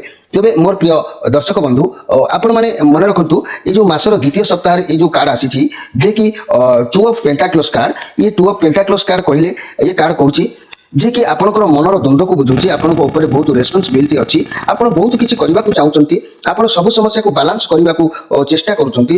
ତଥାପି କିନ୍ତୁ ମନେ ରଖନ୍ତୁ ଯଦି ବି ହାରି ଯାଉଛନ୍ତି ତଥାପି ଆପଣ ହାର ମାନିବାର ଚାନ୍ସ ବି ଦେଖାଯାଉ ନାହିଁ। କେଉଁ ଜିନିଷର ସମାନତା ଆଣିବାକୁ ଚାହୁଁଛନ୍ତି, ଆପଣ ଜୀବନର ବହୁତ ଉତ୍ଥାନ ପତନ ଯେଉଁ ଜୀବନରେ ଘଟୁଛି ଏଇ 2 ମାସ ହେଲା ମୁଁ ନଜର କରୁଛି, ଯାହାକି ଆପଣଙ୍କର ଠିକ୍ଠାକ୍ ଲାଗୁନାହିଁ, ଯାହାଦ୍ୱାରା ଆପଣ ଚେଷ୍ଟା କରୁଛନ୍ତି ସବୁ ଜିନିଷର ବାଲାନ୍ସ କରିବାକୁ। ଆପଣଙ୍କ ପାଖରେ ପାୱାର ରହୁଛି, ଆପଣ ଚାହିଁଲେ ଆଗକୁ ବଢ଼ିବେ, କିନ୍ତୁ ଆପଣ ବର୍ତ୍ତମାନ ଦ୍ୱନ୍ଦ୍ୱ ଭିତରେ ରହିଯାଉଛନ୍ତି। ଗୋଟିଏ ଟାଇମ୍ରେ ଡବଲ କାମ ପଡ଼ିଯାଉଛି, କାହାକୁ କରିବେ କାହାକୁ ଛାଡ଼ିବେ, ଏସବୁ ଚିନ୍ତାଧାରା ଆପଣଙ୍କ ଭିତରେ ଜାଗ୍ରତ ନିଶ୍ଚିତ କରୁଛି, ମାଇଣ୍ଡକୁ ନିଶ୍ଚିତ ଭାବରେ ଡାଇଭର୍ଟ କରୁଛି। ଆଉ ମନି କ୍ୟାରିୟର କଥା ଦେଖିବା ଯଦି ଆପଣ ବହୁତ ଦ୍ୱନ୍ଦ୍ୱ ଭିତରେ ଅଛନ୍ତି, କ'ଣ କରିବେ କ'ଣ ନାହିଁ, କେବେ କେବେ ଆପଣଙ୍କ ମନକୁ ଆସୁଛି କି ଯାହା ଅପରଚ୍ୟୁନିଟି ଆସୁଛି ମୁଁ ତାକୁ ସବୁ କାମରେ ଲଗେଇଦେବି, ଏମିତି ହେଲେ ସବୁକିଛି ବିଗିଡ଼ି ଯିବାର ମଧ୍ୟ ଯୋଗ ବି କହୁଛି।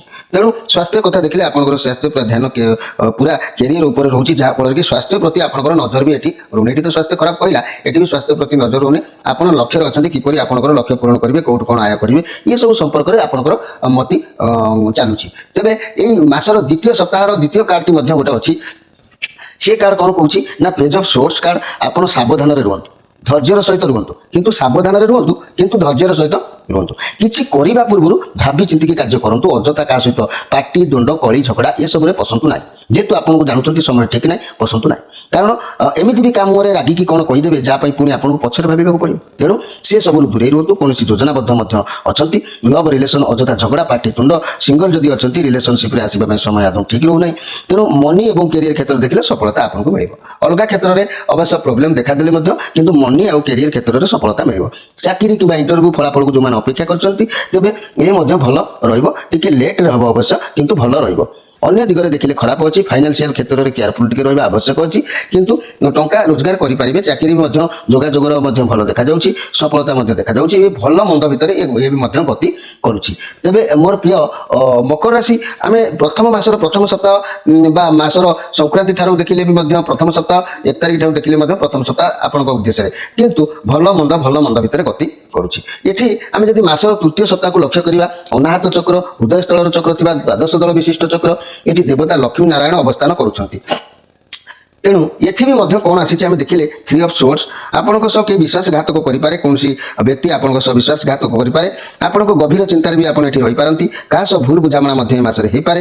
ଯେହେତୁ ନେଗେଟିଭ୍ କାର୍ଡ ଆସୁଛି, କାରଣ ଜୀବନରେ କେତେ ଯାହା ବି ପରିସ୍ଥିତି ଆସେ ତାକୁ ଆମକୁ କିଛି ଶିକ୍ଷା ଦେଇଥାଏ, ଯାହାଦ୍ୱାରା ସବୁ ପରିସ୍ଥିତିରୁ ଆମକୁ କିଛି ନା କିଛି ଅନୁଭୂତି ମିଳିଥାଏ। ଯଦି ସାମ୍ନାକୁ କୌଣସି ଖରାପ ପରିସ୍ଥିତି ଆସୁଛି ତେବେ ବ୍ୟସ୍ତ ବିବ୍ରତ ନ ହୋଇ ଆରାମରେ ସମସ୍ୟାକୁ ସମାଧାନ କରନ୍ତୁ। ରିଲେସନସିପ୍ରେ ହଉ ବା ପାର୍ଟନର ସହିତ ଭୁଲ ବୁଝାମଣା ହଉ ବା ପାର୍ଟନରଙ୍କ ସହିତ ବସି ସମସ୍ୟାକୁ ସମାଧାନ କରିହେବ। ଏଠି ଆଉ ଗୋଟିଏ କଥା ବି ଦର୍ଶାଯାଉଛି, କିଛି ଲୋକଙ୍କର ବି ଡିଭୋର୍ସ ବ୍ରେକଅପ୍ ହେଇପାରେ, ଲଭ୍ ବି ଭାଙ୍ଗି ଯାଇପାରେ, କିମ୍ବା କୌଣସି ତୃତୀୟ ଲୋକଙ୍କ ପାଇଁ ସମ୍ପର୍କ ମଧ୍ୟ ଖରାପ ହେଇପାରେ, ଦ୍ୱନ୍ଦ୍ୱ ଉପୁଜିପାରେ, କିମ୍ବା ମନି କ୍ୟାରିୟର ବାବଦରେ ମନି ଲସ୍ ହେଇପାରେ, କ୍ୟାରିୟରରେ କୌଣସି କ୍ଷତି ହେଇପାରେ।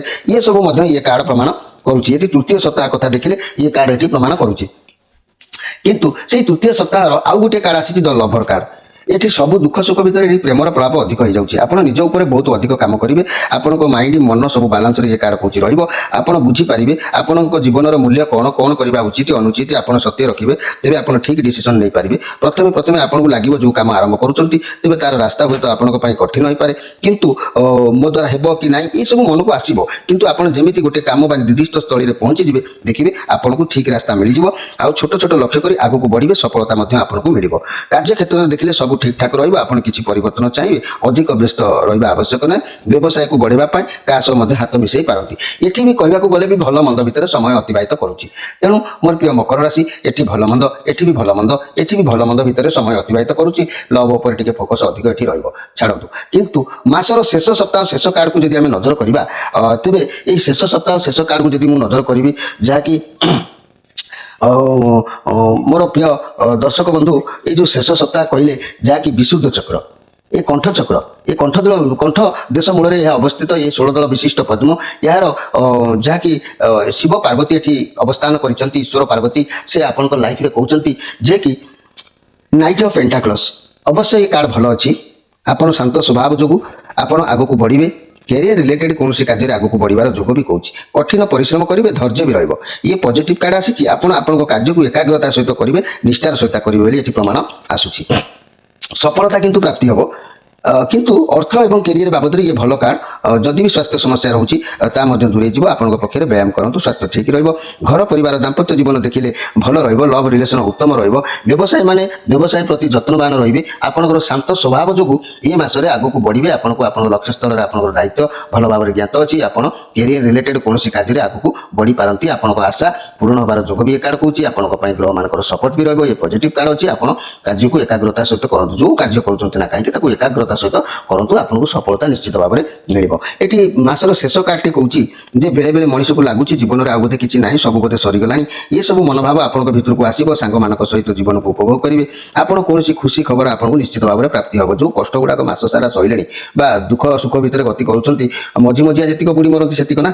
ତେଣୁ ଇଏ ଅତି ଖରାପ ନାହିଁ କି ଅତି ଭଲ ନାହିଁ। ଇଏ ଭଲ ମନ୍ଦ କଥା ତ ମଝିଆ ରହୁଛି। ତେଣୁ ମଝିଆ ଯେତିକ ବୁଡ଼ି ମରନ୍ତି ସେତିକ।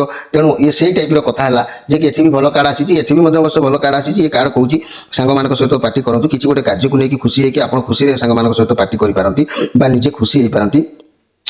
ଯାହାକି ଏନ୍ଜୟ କରିବାର ମୁଡ୍ ଆସିବ, ମନ ବି ଏନ୍ଜୟ କରନ୍ତୁ, ମନ ବି ହାଲକା ହେଇଯିବ, ମାଇଣ୍ଡ ଫ୍ରେଶ ହେଇଯିବ। ଇଏ କାର୍ଡ ପଜିଟିଭ କାର୍ଡ ଅଛି, ବହୁତ ଭଲ ବି ଦିନ ରହିବ। ଇଏ ବି ପଜିଟିଭ କାର୍ଡ ଅଛି, ଇଏ ବି ପଜିଟିଭ କାର୍ଡ ଅଛି। ତେଣୁ ଆପଣଙ୍କର ଦିନ ମଧ୍ୟ ମାସ ଶେଷରେ ମଧ୍ୟ ବହୁତ ଭଲ ରହିବ। ଘର ପରିବାର ଦାମ୍ପତ୍ୟ ଜୀବନ ଆନନ୍ଦ ପ୍ରେମରେ ରହିବ। ଲଭ୍ ରିଲେସନ ବୁଲିଯିବାର ଯୋଗ ରହୁଛି। ଫୁଲ ଏନ୍ଜୟ ସୁଯୋଗ ବ୍ୟବହାର କରନ୍ତୁ, ଏନ୍ଜୟ ସୁଯୋଗର ନିଅନ୍ତୁ।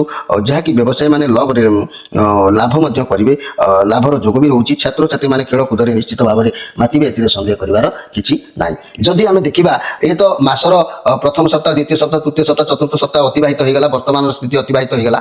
ତେବେ ଇଏ ବି ଭଲ ଅଛି, ଏ ଦୁଇଟି କାର୍ଡ, ସବୁ କାର୍ଡ ବି ଭଲ ଅଛି, କିନ୍ତୁ ଇଏ ବି ଭଲ ଅଛି, ଇଏ ବି ଭଲ ଅଛି, ଇଏ ବି ଭଲ ଅଛି। ଭଲ ଭିତରେ କିଛିଟା ମନ୍ଦ ରହୁଛି, ତେଣୁକରି ଭଲ ମନ୍ଦ ମିକ୍ସ ହେଇକି ଆପଣଙ୍କର ରହୁଛି ଏ ମାସରେ। ଯଦି ବି ରହୁଛି ଆମର ଗୋଟେ ଲାଷ୍ଟ କାର୍ଡ ଭଗବାନ, ଯାହାକି ଆଜ୍ଞା ଚକ୍ର, ଲଲାଟ ଚକ୍ର, ଦୁଇ ଦଳ ବିଶିଷ୍ଟ ପଦ୍ମ, ଯାହାକି ଦେବୀ ଦେବତା ନିରାକର ବ୍ରହ୍ମ ମହାମାୟାଙ୍କର ଆଶୀର୍ବାଦରୁ ଗୋଟେ ଏକ୍ସଟ୍ରା ମେସେଜ। ଇଏ ଯେତିକ କାର୍ଡର ପୂର୍ଣ୍ଣ ରେଜଲ୍ଟ କ'ଣ ଅଛି, ଏ କାର୍ଡରେ କ'ଣ ଭଗବାନ ଦେଇଛନ୍ତି ଆମେ ଟିକେ ଦେଖିବା। ସିକ୍ସ ଅଫ୍ ୱାନ୍ସ, ଯାହା ବି ହଉ ଭଲ କାର୍ଡ ଆସିଛି, ପୂର୍ଣ୍ଣ ରେଜଲ୍ଟ, ଯାହାକି ଏକ୍ସଟ୍ରା ମେସେଜ ଭଗବାନ ନିରାକର ବ୍ରହ୍ମ ଦେଇଛନ୍ତି, ସଚିଦାନନ୍ଦ ଭଗବାନ। ସେ ଆପଣଙ୍କୁ ସବୁଆଡୁ ସପୋର୍ଟ ମିଳିବ। ଏ କାର୍ଡ କହୁଛି ଲୋକମାନେ ଆପଣଙ୍କୁ ଉତ୍ସାହିତ କରିବେ। ଏ ମାସରେ ଆପଣଙ୍କ ଭିତରେ ଆତ୍ମବିଶ୍ୱାସ ବଢିବ। ଆଗକୁ ଆପଣଙ୍କ ଜୀବନରେ କିଛି ବି ଘଟିବାର ଯୋଗ ବି ଏ କାର୍ଡ କହୁଛି। ଯାହା ବି ଆପଣ ଗର୍ବିତ ଅନୁଭବ କରିବେ, ଆପଣଙ୍କ ପରିବାର ହୁଅନ୍ତୁ କି ବନ୍ଧୁମାନେ ହୁଅନ୍ତୁ, ଆପଣଙ୍କୁ ନେଇକି ଗର୍ବ ଅନୁଭବ କରିବାର ଯୋଗ ଦେଖାଯାଉଛି। ଯଦି କୌଣସି ଇନଭେଷ୍ଟ କରୁଛନ୍ତି ତାହେଲେ ଆପଣ ସେଥିରୁ ଲାଭବାନ ହେବେ। ସବୁ କାର୍ଯ୍ୟରେ ସଫଳତା ଏ କାର୍ଡ ମିଳିବ କହୁଛି। କୌଣସି ଗ୍ରୁପ କରିଛନ୍ତି ଯଦି ତାହେଲେ ଲୋକମାନେ ଆପଣଙ୍କ ଗ୍ରୁପରେ ବି ସାମିଲ ହେବେ। ମିଡିଆ ଫିଲ୍ଡରେ ଯେଉଁମାନେ କାମ କରୁଛନ୍ତି, କିମ୍ବା ଫିଲ୍ମ ଇଣ୍ଡଷ୍ଟ୍ରିରେ ଯେଉଁମାନେ କାମ କରୁଛନ୍ତି, କିମ୍ବା କମ୍ପାନୀ ଫ୍ୟାକ୍ଟରୀରେ ଯେଉଁମାନେ କାମ କରୁଛନ୍ତି, ସମସ୍ତଙ୍କ ପାଇଁ ସମୟ ଭଲ ଅଛି। ଆଉ ଯଦି ରାଜନେତାଙ୍କ କଥା ଦେଖିବା, ଏଠି ବି ମଧ୍ୟ ଭଲ ଆସିଛି, ଭଲ ପ୍ରଭାବ ବି ପଡୁଛି ସମାଜର। କ୍ୟାରିୟର, ମନି, ବ୍ୟବସାୟ କଥା କହିଲେ ଆପଣଙ୍କୁ ଚାକିରି କ୍ଷେତ୍ରରେ ଯେଉଁମାନେ ଚାକିରି ଆଶାୟୀ ଅଛନ୍ତି, ଚାକିରି କ୍ଷେତ୍ରରେ ପ୍ରମୋଶନ ମିଳିବାର ଯୋଗାଇ ଅଛନ୍ତି। ଚାନ୍ସ ବି ରହୁଛି, ବହୁତ ପଜିଟିଭ ଅନୁଭବ କରିବେ, ସମସ୍ତେ ସପୋର୍ଟ କରିବେ, ଗାଇଡ ମଧ୍ୟ କରିବେ। ଯଦି କୌଣସି କାମକୁ ହାତକୁ ନେଉଛନ୍ତି ସେଥିରେ ଆପଣଙ୍କୁ ସଫଳତା ମିଳିବ। ଗର୍ବ କରନ୍ତୁ ନାହିଁ, ଅହଙ୍କାର କରନ୍ତୁ ନାହିଁ, କାରଣ ଗର୍ବ ଅହଙ୍କାର କଲେ ସବୁକିଛି ଧ୍ୱଂସ ହୋଇଯିବାର ଯୋଗ ରହୁଛି। କାରଣ ଏଠି ଗର୍ବ ଅହଙ୍କାର ନ କରିବା ପାଇଁ ମୁଁ ପ୍ରଥମରୁ ଆପଣଙ୍କ ପାଇଁ ଆସିଛି ହୁଇଲ ଅଫ ଫର୍ଚୁନ କାର୍ଡ। ଏଠି ଲାଷ୍ଟରେ ଭଗବାନ ବି କହୁଛନ୍ତି ସେଇ ଗୋଟିଏ କଥା, ଯେ ଗର୍ବ ଅହଙ୍କାର ଆପଣ କରନ୍ତୁ ନାହିଁ। ବ୍ୟବସାୟୀ ବ୍ୟକ୍ତିମାନେ ଯଦି ବ୍ୟବସାୟକୁ ବଢ଼େଇବାକୁ ଚାହୁଁଛନ୍ତି, ତେବେ ବଢ଼େଇ ବି ମଧ୍ୟ ପାରିବେ। ଭଲ ସମୟ ଲାଷ୍ଟକୁ ମଧ୍ୟ ଆସିବ, ଫାଇନାନ୍ସିଆଲ ବହୁତ ଭଲ ବି ମଧ୍ୟ ରହିବ। ସ୍ୱାସ୍ଥ୍ୟ କଥା ଦେଖିଲେ କୌଣସି ରୋଗ ଯଦି ଲାଗିକି ରହିଥିଲା ତାହା ମଧ୍ୟ ସୁଧାର ଆସିବ। ରିଲେସନ କଥା କହିଲେ, ତା ଯଦି କଳି ଝଗଡ଼ା ଥିଲା ତାହା ମଧ୍ୟ ଶୀଘ୍ର ସମାଧାନ ହେବ। ତେବେ ଯାହା ହଉ ଏକ୍ସଟ୍ରା ମେସେଜ ଭାବରେ ଭଗବାନ ଭଲ କାର୍ଡ ପଠାଇଛନ୍ତି। ତେବେ ମୋର ପ୍ରିୟ ଦର୍ଶକ ବନ୍ଧୁ, ମୁଁ ତ ଭଲ ମନ୍ଦ ବିଷୟରେ ଆପଣଙ୍କୁ ମୁଁ ଯାହା କହିଲି, ପରିଶେଷର କଥା ଆହୁରି ଅଛି ମୁଁ କହିବି। ଯେହେତୁ এই ମକର ରାଶି 21-10 ଉତ୍ତରାଷାଢ଼ ନକ୍ଷତ୍ର, 22-10 ଶ୍ରବଣ ନକ୍ଷତ୍ର, 23-10 ଧନିଷ୍ଠା ନକ୍ଷତ୍ର, ଏ ତିନୋଟି ନକ୍ଷତ୍ରରେ ବିଭକ୍ତ ହୋଇଥିବା ମୋର ପ୍ରିୟ ମକର ରାଶି ଭାଇ ଭଉଣୀମାନେ, ଏଇ ଯେଉଁ ସମସ୍ୟା ଆପଣଙ୍କର ଗତ ମାସରେ ହେଇଥିଲା, ଆଉ ଏ ମାସରେ ମଧ୍ୟ ସେମିତି ସମସ୍ୟା କ'ଣ ଅଛି। ତେବେ ଆଉ ଗୋଟିଏ କଥା ମୁଁ କହୁଛି, ଏ ଯେଉଁ ଭଲ ମନ୍ଦ ଭିତରେ ଯାହା ମୁଁ ବୁଝେଇଲି, ସେପ୍ଟେମ୍ବର ମାସ ବା ଆଶ୍ୱିନ ମାସର କଥା। ତେଣୁ ଆପଣ ଯଦି ଠିକ୍ସେ ଅନୁଧ୍ୟାନ କରିନଥିବେ, ତାହେଲେ ମୁଁ ସର୍ଟ ଉପରେ 4 ଧାଡ଼ି 5 ଧାଡ଼ିରେ କହିଦେଉଛି, ନୋଟ୍ କରିକି ରଖନ୍ତୁ। ଯାହା କହୁଛି ଏ ମାସରେ ଆପଣଙ୍କର ନିଶ୍ଚିତ ସେୟା ହିଁ ହେବ, ଆଉ ସେଇ ଅନୁସାରେ ହିଁ ଆପଣ ଜୟ କରିବେ କି ବିଜୟ କରିବେ ନିଶ୍ଚିତ ଭାବରେ ଜାଣିପାରିବେ। ଆଉ ଯଦି ତ ବୁଝି ଯାଇଛନ୍ତି ତାହେଲେ ଭଲ କଥା, କାରଣ ମୁଁ ପରିଶେଷରେ ସହସ୍ରାର ଚକ୍ର, ଯିଏକି ସ୍ୱୟଂ ପରମାତ୍ମା ନିବାସ କରନ୍ତି ଯେଉଁଠି, ଶେଷ ନାଗ ଅର୍ଥାତ୍ ଅନନ୍ତ ଶୟନର ସ୍ଥାନ, ମୁଁ ସେଇ ଅନନ୍ତ ଶୟନର ସ୍ଥାନ ସମ୍ପର୍କରେ ଆପଣମାନଙ୍କୁ ଅବଗତ କରାଉଛି। ଯିଏକି ନୋଟ୍ କରିକି ରଖନ୍ତୁ ମୋର ପ୍ରିୟ ମକର ରାଶି ଭାଇ ଭଉଣୀମାନେ, ମନେ ରଖନ୍ତୁ ଯିଏକି ଏ ମାସରେ ଆପଣଙ୍କର ମାସଟି ମଧ୍ୟମ ଫଳଦାୟକ ରହିବ। କାହିଁକିନା ପ୍ରଥମରୁ ତ ଭଲ ମନ୍ଦରେ ଗତି କରୁଛି ନା। 1 ନମ୍ବର କଥା ନୋଟ୍ କରନ୍ତୁ ଯେ ଏ ମାସରେ ଆପଣଙ୍କର ମଧ୍ୟମ ଫଳଦାୟକ ରହିବ। ଦେହ ଭଲ ଟିକେ ରହିବ ନାହିଁ, କାରଣ ଦେହ ଖରାପ ହେବାର ଏଠି 3 ଅଫ୍ ସୋର୍ସ, ଏଠି ଏସ୍ ଅଫ୍ ସୋର୍ସ, ଏଠି ମାନେ 5 ଅଫ୍ ପେଣ୍ଟାକ୍ଲସ୍, ଏସବୁ ଯେଉଁ କାର୍ଡ ଆସିଛି। ତେଣୁକରି ଆପଣ କ'ଣ ହେବ ନା, ଦେହ ଯାହାକି ଦେହ ଟିକେ ଭଲ ରହିବ ନାହିଁ। କର୍ମକ୍ଷେତ୍ରରେ ସଫଳତା ଯୋଗ କିନ୍ତୁ ରହିବ, ଆୟ କିନ୍ତୁ ଉତ୍ତମ ରହିବ। ଯେଉଁ ବାଟେ ହେଲେ ରୋଜଗାର ଆପଣଙ୍କ ହାତକୁ ଆସିବ, ଭାଙ୍ଗି ପଡ଼ିବାର କିଛି ନାହିଁ। ଏଠି ବି ରୋଜଗାର ଅଛି, ଏଠି ବି ଖୁସି ଅଛି, ଏଠି ବି ଖୁସି ଅଛି। ଏ ଲାଷ୍ଟ କାର୍ଡ ମଧ୍ୟ ଏକ୍ସଟ୍ରା ମେସେଜ ଭାବରେ ଖୁସି ବି ଆସିଛି। ଏଠି ବି ମ୍ୟାଜିସିଆନ କାର୍ଡ ପ୍ରଥମରୁ ଆସିଛି, ଖୁସି ବି ଅଛି। କିନ୍ତୁ କର୍ମକ୍ଷେତ୍ରରେ କ'ଣ ହେବ ନା, ସଫଳତା ଯୋଗ ରହୁଛି, କିନ୍ତୁ ଆୟ ବି ମଧ୍ୟ ଉତ୍ତମ ରହିବ। ଆୟର ଅବହେଳା ହେବନି, କର୍ମ ଯାହା କରିବେ ତା ଦେହରେ ମଧ୍ୟ ସଫଳତା ହେଇପାରିବେ। କିନ୍ତୁ ପାରିବାରିକ ଜୀବନରେ ବନ୍ଧୁ ବିଚ୍ଛେଦ ଯୋଗ ରହିବ। କ'ଣ ହେବ ନା, ପରିବାର ଭିତରେ ବନ୍ଧୁ ସହିତ ମାନ ଅଭିମାନ ହେଇପାରେ। କେଉଁ ବନ୍ଧୁ କିମ୍ବା ସାଙ୍ଗ କିମ୍ବା ପ୍ରିୟ ପ୍ରୀତି କିମ୍ବା ପଡ଼ିଶା ଜଣଙ୍କ ସହିତ କାହା ସହିତ ଗୋଟେ ବିରୋଧୀ ଆପଣ ହେଇପାରନ୍ତି ଏ ମାସରେ। ତେଣୁ ସେଥିପ୍ରତି ଆପଣ ଟିକେ ଧ୍ୟାନ ଦେବେ। ଆଉ ଯାହାକି ଆମେ ଦେଖିବା, ପାରିବାରିକ ଜୀବନର ଯେଉଁ ବନ୍ଧୁ ବିଚ୍ଛେଦ ହେବ, ବିବାଦୀୟ କାର୍ଯ୍ୟରେ ଆପଣ ପରାଜିତ ହେବେ, ବିଜୟ ହେଇପାରିବେନି, ହାରିଯିବେ। ବିବାଦରୁ ଦୂରେଇକି ରୁହନ୍ତୁ ଏବଂ କାହା ସହିତ ଦ୍ୱନ୍ଦ୍ୱ କଳି ଟିକେ କରିବାରୁ ନିବୃତ୍ତ ରହିବା ଆବଶ୍ୟକ ଅଛି। ଆଉ ଚାକିରିରେ ପ୍ରତାରିତ ହୋଇପାରନ୍ତି। ଯେଉଁମାନେ ଚାକିରି କରିଛନ୍ତି ସେମାନେ ପ୍ରତାରିତ ବି ମଧ୍ୟ ହୋଇପାରନ୍ତି। ବ୍ୟବସାୟରେ ଲାଭବାନ ନିଶ୍ଚିତ ଭାବରେ ହେବେ। ଛାତ୍ରଛାତ୍ରୀମାନେ ପଢ଼ାପଢ଼ିରେ ବିଚଳିତ ମନୋଭାବ ପ୍ରଦର୍ଶନ କରିବେ, ଠିକ୍ ମନୋଭାବ ରଖିବେ ନାହିଁ। କେତୋଟି ସଂଖ୍ୟା ଦେଖିଲେ ଆପଣଙ୍କର ମାସଟି ମଧ୍ୟମ ଫଳ ରହିବ, ଦେହ ଭଲ ରହିବ ନାହିଁ ଟିକେ। କର୍ମକ୍ଷେତ୍ରରେ କିନ୍ତୁ ସଫଳତା ଯୋଗୁଁ ଆୟ ଉତ୍ତମ ରହିବ। ଆଉ ପାରିବାରିକ ଜୀବନରେ ଟିକେ ବନ୍ଧୁ ବିଚ୍ଛେଦ ଦେଖାଦେଉଛି ବା ସାଙ୍ଗସାଥି ପ୍ରିୟଜନ ବିଚ୍ଛେଦ ଦେଖାଦେଉଛି। ଏଇ ଥିଲା ଆପଣଙ୍କର ପୂର୍ଣ୍ଣ ରେଜଲ୍ଟ। ତେଣୁ ମୋର ପ୍ରିୟ ମକର ରାଶି ଭାଇ ଭଉଣୀମାନେ, ଯଦି ଆପଣ ଚାହାନ୍ତି ଆପଣଙ୍କର ପ୍ରତିକାର କରିବେ, ଯେଉଁ ପ୍ରତିକାର କଲେ ଆପଣଙ୍କର ଯେତେ ବଡ଼ ବିପଦ ଆସୁନା କାହିଁକି ତାହା ବଡ଼ ଧରଣରୁ ଛୋଟ ଧରଣ ହେଇଯାଇଥାଏ। ଯଦି ସାମାନ୍ୟ ଆକାରରେ କିଛି ପ୍ରତିକାର ଆପଣଙ୍କର ଦରକାର ଆପଣ କରନ୍ତୁ। କାହିଁକି ନା ଲାଇଫରେ ନିଜ କେୟାର ନେବା ଦରକାର, ଗୁରୁତ୍ୱ ଭାବରେ ଗ୍ରହଣ କରିବା ଦରକାର ଶରୀରକୁ ବା ଆମ କାର୍ଯ୍ୟକ୍ରମକୁ, ଯାହାକି ଆମକୁ ଯେମିତି ଅସୁବିଧା ବଡ଼ ଧରଣର କିଛି ଆମକୁ ସାମ୍ନା କରିବାକୁ ନ ପଡ଼ୁ। ତେବେ ମୋର ପ୍ରିୟ ଭାଇ ଭଉଣୀମାନେ ମନେ ରଖନ୍ତୁ, ମୋର ପ୍ରିୟ ମକର ରାଶି, ଇଏ ଆପଣଙ୍କର ଶୁଭବାର କହିଲେ ଶୁକ୍ରବାର ଶନିବାର, ଆପଣଙ୍କର ଘାତବାର କହିଲେ ମଙ୍ଗଳବାର, ଆପଣଙ୍କର ଯଦି ମାନେ ଶୁଭ ରଙ୍ଗ କହିବା ଆପଣ କଳା କିମ୍ବା ନୀଳ ରଙ୍ଗର ପୋଷାକ ଅଧିକାଂଶ ସମୟରେ ଗ୍ରହଣ କରନ୍ତୁ, ବା ମହିଳାମାନେ ଶାଢ଼ୀ ବା ଛାୟା ବ୍ଲାଉଜ ଏସବୁ ପରିଧାନ କରନ୍ତୁ। ଦେଖିବେ ଆପଣଙ୍କର ମଧ୍ୟ ଠିକ୍ଠାକ୍ ରହିବ। କିଛି ନହେଲେ ବି ରୁମାଲ ଗୋଟିଏ ବ୍ୟବହାର କରନ୍ତୁ, ନିଶ୍ଚିତ ଭାବରେ ମଙ୍ଗଳଦାୟକ ହେବ। ଆଉ ଏ ମାସ ଯଦି ଫୋନ୍ କିଣିବେ କିମ୍ବା ଗାଡ଼ି କିଣାକିଣି କରିବା ପାଇଁ କେହି ଚାହୁଁଛନ୍ତି 6, 8, 9 ସଂଖ୍ୟା ରଖିକି କିଣନ୍ତୁ। ଯଦି ବିଦେଶ ସହରରେ କେଉଁମାନେ ରୁମ୍ ଭଡ଼ା ନେଉଛନ୍ତି 6, 8, 9 ସଂଖ୍ୟା ଥିବା ଘର ଭଡ଼ା ନିଅନ୍ତୁ। ଆଉ ଯଦି ଆପଣ ଦେଖିବା ଗୋଟେ ନୀଳା ଆପଣ ଯଦି ଧାରଣ କରୁଛନ୍ତି, ଏଇ ନୀଳା ଧାରଣ କଲେ ଆପଣଙ୍କର ମଧ୍ୟ ଅନେକ ସମୟରେ ଉପକୃତ ଆପଣମାନେ ହେବେ, ଶନି ଗ୍ରହ ମଧ୍ୟ ସନ୍ତୁଷ୍ଟି ହେବ। ତେବେ ମୋର ପ୍ରିୟ ମକର ରାଶି, ମୁଁ ଯଦି କହିବି ଆପଣଙ୍କ ରାଶିର ଅଧିପତି ଗ୍ରହ ହେଲେ ଶନି। ଶନି ଯଦି ଅଶୁଭ ରହୁଛନ୍ତି ତାହେଲେ ଯକ୍ଷ୍ମା ରୋଗ ହେବ, ବାତଜନିତ ରୋଗ ଦେଖାଦେବ, ଉଦର ରୋଗ ଦେଖାଦେବ, ମୂର୍ଚ୍ଛା, ସ୍ନାହବିକ, କୁର୍ମୀ ରୋଗ ଦେଖାଦେବ, ପକ୍ଷାଘାତ କାହାକୁ ହେଇପାରେ, କାହାର ବାତ ରୋଗ, ହସ୍ତପାଦ କମ୍ପିବା ରୋଗ, ଏମିତି ସବୁ ଦେଖା ଦେଇପାରେ। ପ୍ରତିକାର କ'ଣ ନା ଶନିବାର ଦିନ ଯଦି ବାଡ଼ି ଅଁଳା ମୂଳକୁ ଆଣି ଆପଣ ଡେଉଁରିଆରେ ଭରି ପିନ୍ଧୁଛନ୍ତି, ଏସବୁ ରୋଗରୁ ନିବୃତ୍ତ ରହିବେ, ଶନି ଗ୍ରହ ମଧ୍ୟ ସନ୍ତୁଷ୍ଟି ହୋଇଥାନ୍ତି। ଆଉ ଯଦି ଆପଣମାନେ କୌଣସି ପ୍ରକାରେ ଗୋଟେ ଅରିଜିନାଲ ରୁଦ୍ରାକ୍ଷର ପିନ୍ଧୁଛନ୍ତି, ସେଥିରେ ମଧ୍ୟ ଶନି ସନ୍ତୁଷ୍ଟି ହେଇଥାନ୍ତି। ଆପଣଙ୍କର ବଡ଼ ବଡ଼ କାମ ମଧ୍ୟ ସ୍ୱଳ୍ପ ଆକାର କଷ୍ଟରେ ପରିଣତ ହୋଇଯାଇଥାଏ। ତେବେ ମକର ରାଶି ସ୍ୱାମୀ ହେଲେ ଶନି, ରୁଦ୍ରାକ୍ଷର ହେଲା ସାତମୁଖୀ। ଏହି ରୁଦ୍ରାକ୍ଷର ଅଧିପତି ଗ୍ରହ ହେଲେ ଶନି। ସପ୍ତମୁଖୀ ରୁଦ୍ରାକ୍ଷର ସ୍ୱୟଂ ଅନନ୍ତଙ୍କର ସ୍ୱରୂପ। ଏହି ଅନନ୍ତ ଯାହାକି ଏହି ରୁଦ୍ରାକ୍ଷର ଧାରଣ କଲେ କ'ଣ ହେବ, ମହାପାତକ ନାଶ ହେବ ଲାଇଫରେ। ମହାପାତକ ଯେଉଁ ରହୁଛି ତାହା ନାଶ ହୋଇଯିବ। ଦୁରାରୋଗ୍ୟ ବ୍ୟାଧିରୁ ମୁକ୍ତି ମିଳିବ। ଅକାଳ ମୃତ୍ୟୁ କେବେ ହେବ ନାହିଁ, ମୁକ୍ତି ମିଳିଯିବ। ଏ ରୁଦ୍ରାକ୍ଷର ଧାରଣ କଲେ ଆପଣ ଯାହାକି ଅନେକ କାର୍ଯ୍ୟରେ ଆପଣଙ୍କୁ ସଫଳତା ନିଶ୍ଚିତ ଭାବରେ ମିଳିବ। ତେଣୁ ମୋର ପ୍ରିୟ ମକର ରାଶି ଭାଇ ଭଉଣୀମାନେ, ଯଦି ଆପଣ ଏଇ ସାତମୁଖୀ ରୁଦ୍ରାକ୍ଷରଟି ଧାରଣ କରୁଛନ୍ତି, ଅବଶ୍ୟ ଆପଣଙ୍କ ଲାଇଫରେ ଅନେକ ସମସ୍ୟାର ସମାଧାନ କରିବାର ଯୋଗ ବି ମଧ୍ୟ ଦେଖାଯାଉଛି। ଆଉ ଯଦି ବି ଆପଣ ମୁଁ ଷ୍ଟୋନ୍ ବିଷୟରେ କହିଲି, ଆଉ ଗୋଟେ ସାଧାରଣ କବଚ ବିଷୟରେ କହିଲି, ଆପଣ ତ ଅନୁଧ୍ୟାନ କଲେ, ଆଉ ଅଧିକ କିଛି ପ୍ରତିକାର କହିହେବ ନାହିଁ। ଯାହା ମୁଁ କହିଲି ଆପଣ ବ୍ୟବହାର କରନ୍ତୁ, ଦେଖିବେ ଲାଇଫରେ ନିଶ୍ଚିତ ଭାବରେ କିଛି ନା କିଛି ଆପଣଙ୍କୁ ସାହାଯ୍ୟ କରିବ। ଜୀବନରେ କୌଣସି ଜାଗାରେ ଖାଉଛନ୍ତି, ବସୁଛନ୍ତି, ଉଠୁଛନ୍ତି, ଅୟସ କରୁଛନ୍ତି, ସେଠି ଆମେ 1000, 2000, 5000 ଖର୍ଚ୍ଚ କରିଦେଉଛନ୍ତି। ଜୀବନ ପ୍ରତି ଆମେ 500, 300 ଖର୍ଚ୍ଚ କରି ଆମ ଜୀବନକୁ ସୁରକ୍ଷା ପ୍ରଦାନ କଲେ ହୁଏତ ଆମର ଲାଭ ହେଇପାରନ୍ତା। ତାକୁ ନିଜ ଭିତରକୁ ଅନୁଭବ କରନ୍ତୁ। ମାଧବ ପବିତ୍ର ବାଣୀ କାର୍ଯ୍ୟକ୍ରମ ସହିତ ମୋର ଭାଇ ଭଉଣୀମାନେ ଯୋଡ଼ି ହୋଇଥାନ୍ତୁ ଏବଂ ଆପଣଙ୍କର ମନର କଥା କମେଣ୍ଟ ବକ୍ସରେ ଲେଖନ୍ତୁ। ଯେଉଁମାନେ ମାଧବ ପବିତ୍ର ବାଣୀ କାର୍ଯ୍ୟକ୍ରମକୁ ସବସ୍କ୍ରାଇବ୍ କରିନାହାନ୍ତି, ଲାଇକ୍ କରିନାହାନ୍ତି, ସେୟାର କରିନାହାନ୍ତି, ସାଙ୍ଗମାନଙ୍କ ସହିତ ସେୟାର କରନ୍ତୁ, ସବସ୍କ୍ରାଇବ୍ କରନ୍ତୁ। ଆପଣମାନଙ୍କର ବିଦାୟ ନେଉଛି। ଆଉ ଏକ କାର୍ଯ୍ୟକ୍ରମ ପୁଣି ଆପଣମାନଙ୍କ ସହିତ ସାକ୍ଷାତ ହେବ, ସେତେବେଳେ ଯାଇ ରହୁଛି। ନମସ୍କାର।